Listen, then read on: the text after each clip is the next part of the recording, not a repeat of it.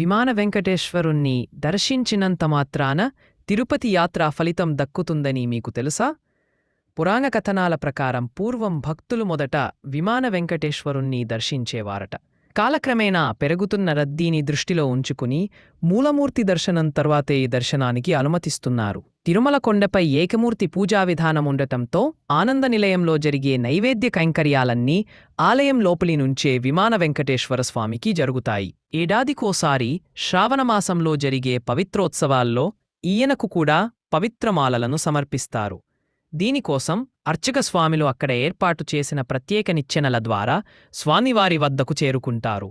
తిరుమల వెంకటేశ్వర స్వామి దర్శనం కోసం ఎన్నో వ్యయప్రయాసల కూర్చి ఎదురుచూస్తుంటారు భక్తులు. తీరా స్వామివారి వద్దకు చేరుకోగానే తన్మయత్వంతో కళ్ళు మూయడమో రెప్పపాటులో ముందుకు కదలాల్సి రావడమో జరుగుతుంటుంది. దీంతో కల్లారా స్వామిని చూడలే అన్న అసంతృప్తి వేధిస్తుంది. కాని భక్తులకు మరోసారి దర్శనమిస్తారు విమాన వెంకటేశ్వర స్వామి. ఆనంద నిలయం విమానంపై వెండి మకరతోరణంతో శ్రీవారి మూల విరాట్టును పోలిన విగ్రహముంటుంది.